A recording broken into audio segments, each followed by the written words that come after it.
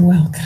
The new moon in Sidereal Aquarius. So we're doing this a day behind schedule from when we would normally be doing our live intention setting. And I apologize for that. I'm a little bit off track this week. And so I had to make an adjustment, and I try not to have to do that if it's not necessary. Okay. Oh, and I need to mute my music before I get in trouble with the Facebook copyright police. We don't need that, do we? Let's not get in trouble with the Facebook copyright police. Thanks everyone for joining me. We are going to be doing our intention setting tonight for the new moon in Aquarius, which is kind of exciting. It's kind of an interesting new moon, looking at the astrology of it. And so I'm kind of excited to get into that with you, and we'll do that in the first part of the broadcast. Now that we have everything working properly, I am going to get my notes pulled back up in front of me here so we could talk about that. So I'm Phaedra, for anyone who might be new to the broadcast, what we're doing here tonight. I'm the astrologer and artist of Mystick, Physick, Astrology, and I use Western sidereal astrology in my practice to help you reconnect with your soul purpose and remember why you came into this world to begin with. That's really the idea. So tonight's broadcast, we are going to be exploring the power of visualizing your radically new future. We're going to be exploring finding your zone of genius and how you can disrupt the status quo and use that to your advantage. With the new and full moon broadcast that we do, and with the Sidereal Insights Astro update that broadcasts every other Monday, Mystick Physick Astrology Facebook page, really the aim is to offer you guidance on how you can consciously use the energy of the transiting planets in a positive way. Basically, to respond to your transits rather than just react to them. And with the new moon, that's the perfect time to be setting intentions and planting the seeds, starting new ventures in your life. And right now, we have kind of an interesting and challenging new moon because we have Mercury retrograde at the same time. And that's not always when we would advise you to make the step of starting something new. So we're going to talk about how Mercury retrograde can affect the new moon. First part of our broadcast, we're going to get into the astrology of this new moon in particular and what we want to know about it, what we want to kind of keep in mind as we set our intentions later in the evening. In part 2 of the broadcast, we'll get into which house this is falling into for each of you according to your sidereal rising sign. And we're using the Fagan-Bradley sidereal zodiac today. You don't know your placements, looking specifically at your ascendant and your sun sign if you're wanting to do this practice for your sun sign as well. But you'll want your sidereal natal chart, grab a beverage, maybe a snack, a pen and a paper, because we're going to be writing some things down. We might even be drawing some things tonight. We're going to be taking charge of the new moon and using it to our advantage. And we got some tricky astrology to work with, but we'll have some advice for you in that regard. This new moon is kind of widely conjunct Mercury by about 5 degrees. And Mercury, of course, as we all know, is retrograde. We were just talking about that. The energy that is alive with this new moon can really kind of leave us energized towards fulfilling our dreams or fulfilling some high ideal that we might have.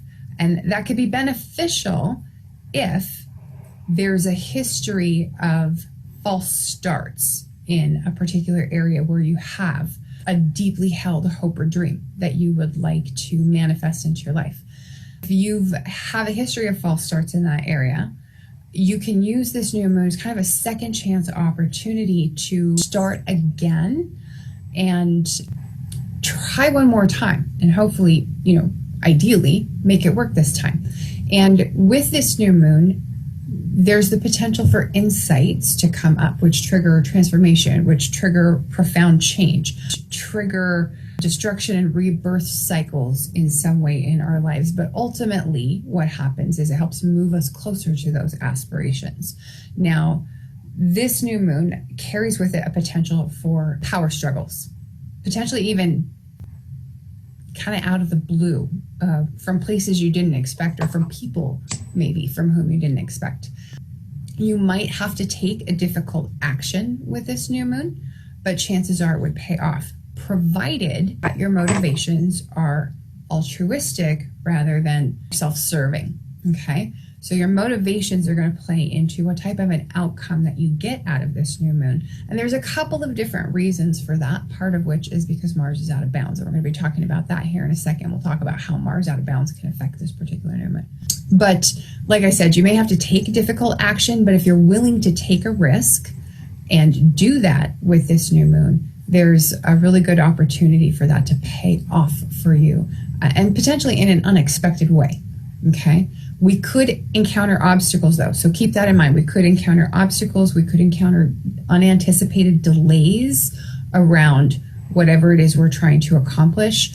I would want to advise you, don't be reckless. Don't be needlessly impulsive during the days around this new moon. Okay.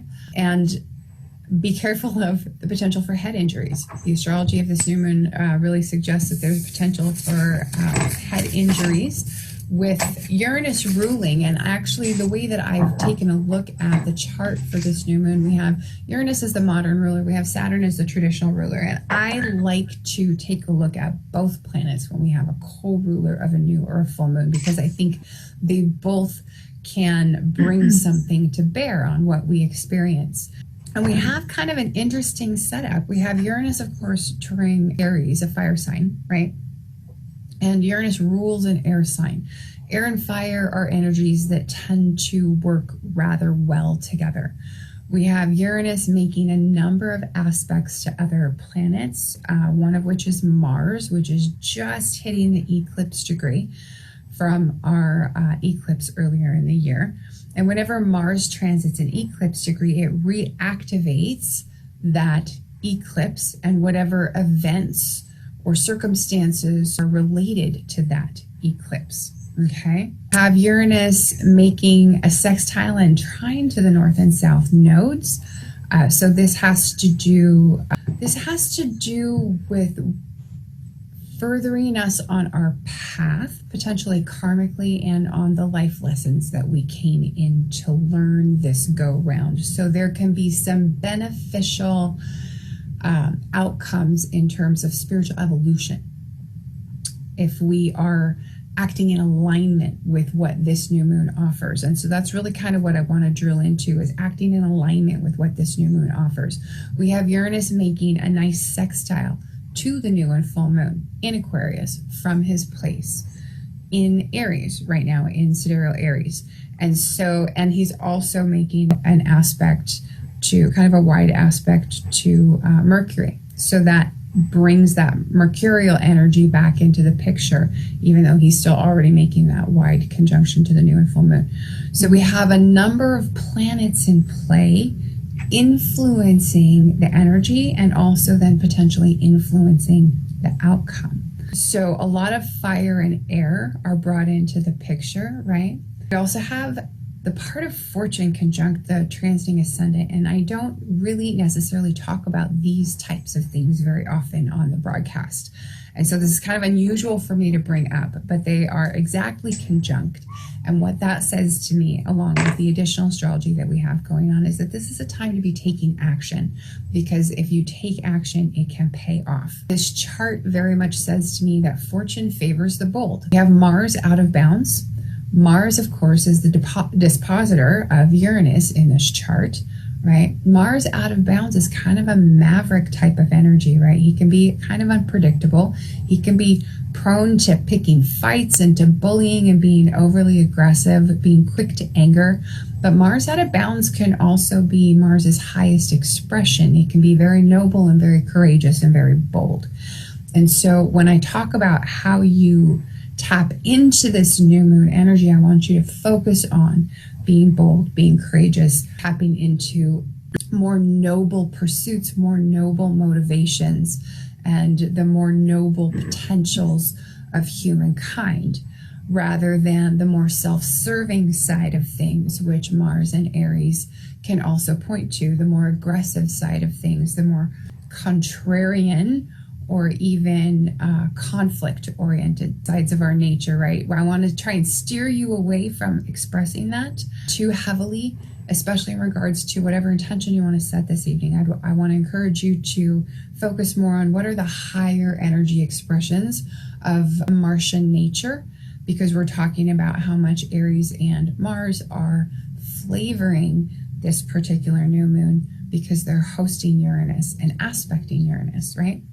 And then we have Saturn as co-ruler currently in his own sign of Capricorn. And so that's really kind of an added icing on the cake kind of thing. Whichever planet you want to give weight to as being the ruler of the new moon, I don't think it really matters in this case. I think both are particularly well situated.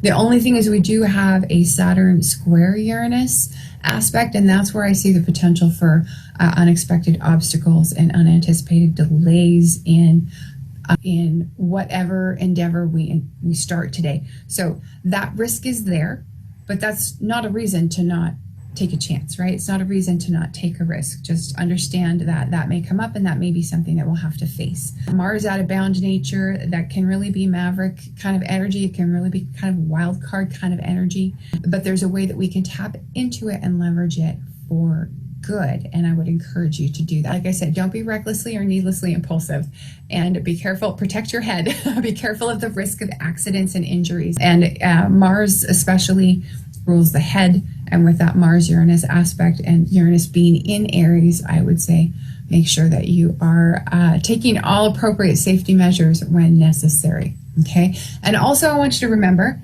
some folks will still be feeling the lingering effects of January's eclipses at this new moon, and also again at the full moon in early March. So do keep that in mind. We can have events and circumstances related to both lunations playing out right now for certain folks. We also just had Mercury station retrograde, and with, like I was saying earlier in the broadcast, with the retrograde, it's not necessarily the right time to be beginning something new, but it can be a good time to reignite something that you maybe had started in the past and never finished. If it's left undone or if it kind of fizzled out, give it another go. You absolutely can do that right now. And I think with the astrology that we're facing in this particular chart, I think you have really good odds of seeing a payoff that you will be happy with in the end. I was also looking at the astrology of last year's new moon in Aquarius tonight while I was writing up the notes for this chart. And I really think this is a much better opportunity. So especially if there's something you started last year at this time that didn't quite reach the ending that you were hoping for, give it another go this go round, because you really have a unique opportunity. There's some kind of curious astrology taking place right now. And we're still carrying off the energy of that Saturn-Pluto conjunction. That's a really kind of a powerful thing. And we're still feeling it. And we do have Pluto aspects to Uranus tonight as we have our new moon, which was actually earlier this morning. But Mercury, he's stationed retrograde on the 16th. It's going to remain retrograde through March 9th, okay?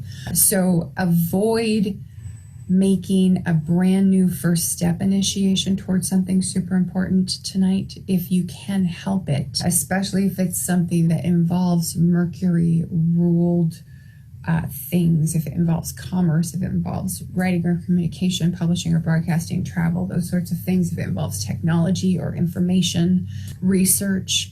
I would hold off if you can for a different new moon later on that might be more supportively configured for you than trying to make a brand new start during Mercury retrograde. You also want to avoid making expensive purchases right now. You don't want to be buying electronics or automobiles or jewelry or big ticket items. You don't want to be signing contracts. All those things are really not a good idea while Mercury is retrograde. That's not necessarily relevant to the new moon, but it is relevant for the coming weeks. So it's an effect that you'll want to keep in mind as you're planning out your new moon activities. Okay. There are helpful ways, though, that you can leverage Mercury's retrograde influence. And so I don't want to discourage you from taking any action at all. I would just encourage you to take the right action. And you can do that. Let me move my paper. It's on my keyboard here. So I have a video and a blog post for you on this topic. The Mercury retrograde survival guide gives you kind of some do's and don'ts advice for how to, for what to do and what not to do ideally during Mercury retrograde. It also gets into some activities that you can do according to which house this is falling into for you. And of course, Mercury's going to be retrograde in Aquarius, right? So you just want to look at what house does Aquarius fall into for you and read Mercury retrograde for that house for tips on how to tailor your retrograde experience and just kind of take advantage of what Mercury's doing in that part of your chart. And so definitely read the blog post to get that information. And then you can also catch my video. I did a video for you about 5 things not to do during Mercury retrograde if you need a quick refresher. That one could be helpful for you as well. So I'll share a link for that. And that pretty well wraps it up for part 1 of the new moon in Aquarius guided intention setting. I'm going to move into part 2, where we're going to talk about what house this falls into for each of you according to your sidereal rising sign and what the themes of that house are. And then in part 3, we are going to dive into the Aquarius archetype and how we can use this particular new moon to set intentions. We're going to explore some prompts. We're going to talk about what Aquarius themes are, and we're going to explore how we can use this to make headway on what it is we want to manifest in life.